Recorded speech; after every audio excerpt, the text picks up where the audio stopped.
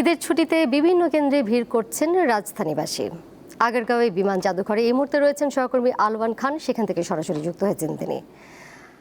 আলওয়ান, বিমান জাদুঘরে এই মুহূর্তে দর্শনার্থীদের সমাগম সেখানে কেমন দেখছেন এবং এখানে তাদের মূল আকর্ষণের জায়গা আসলে কোনটি, কি বলছেন তারা?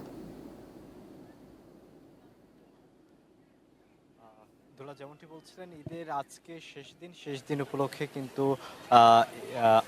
রাজধানীর আগারগাঁওয়ে সামরিক জাদুঘরে আমরা দেখতে পাচ্ছি বেশ দর্শনার্থীর ভিড় আমরা দেখতে পাচ্ছি। এবং তাদের আকর্ষণের কথা যদি বলতে চাই, এখানে বিমান জাদুঘরের আকর্ষণ কিন্তু বিমান এবং সামরিক হেলিকপ্টারগুলো, যে হেলিকপ্টারগুলো ব্যবহৃত হওয়ার পরে এখানে এখানে আনা হয়েছে এবং সেগুলোতে কিন্তু দর্শনার্থীরা উঠছে, বিভিন্ন রাইডে তারা চড়ছে।